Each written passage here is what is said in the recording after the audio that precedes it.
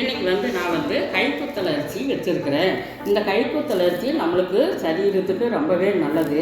இந்த கைக்குத்தல் அரிசியை சாப்பிட்டோம்னாக்க நம்மளுக்கு நோயெல்லாம் எதிர்ப்பு சக்தி, சுகர் வியாதிக்கெல்லாம் ரொம்பவே நல்லது. சுகர், கொலஸ்ட்ராலுக்கு இதுக்கெல்லாம் நல்லது.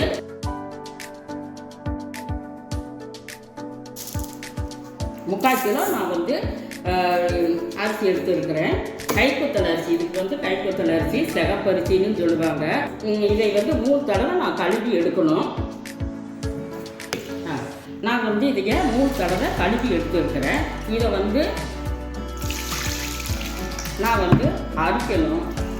ஏன்னா கைக்குத்தல் அரிசியில் கொஞ்சம் மண் இருக்குது. அதனால் நான் இப்படி அரிசி போடுறேன். எனக்கு நல்லாவே அரிக்க தெரியும். அதனால் நான் அரைச்சிக்கிறேன். அரிக்க தெரியாதீங்களா சாவி உள்ளே போட்டோம்னா நான் ஏன்னா இந்த கைக்குத்தல் அரிசியில் கல் மண் இருக்குது. அதனால் நான் இப்படி சாவியை நான் உள்ளே போட்டு அரிக்கிறேன். கல் மண்ணெல்லாம் அடியில் தங்கிடும். சரிங்களா? இப்படி வச்சு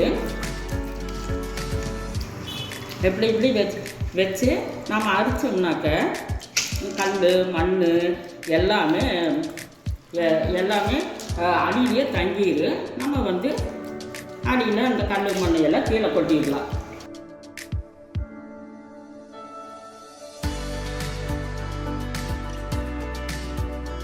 குக்கரை ஆன் பண்ணிவிட்டு தண்ணி ஊற்றிருக்கிறேன். 3 டம்ளர் அரிசிக்கு 6 டம்ளர் தண்ணி ஊற்றிருக்கிறேன். அதில் இப்போ கொதிச்சு வந்துடுச்சு.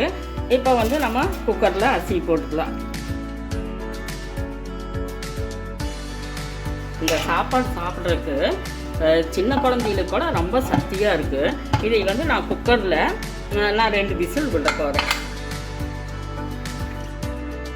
அது எப்படி இருக்குது அப்படின்னு சொல்லிட்டு நம்ம இப்போ பார்க்க போகிறோம். சூப்பராக வெந்துருச்சுங்க.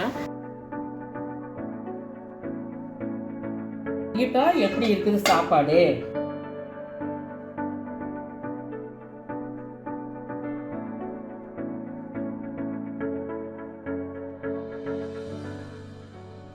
ஃப்ரெண்ட்ஸ், இதே மாதிரி நீங்களும் இதே மாதிரி செஞ்சு பாருங்கள்.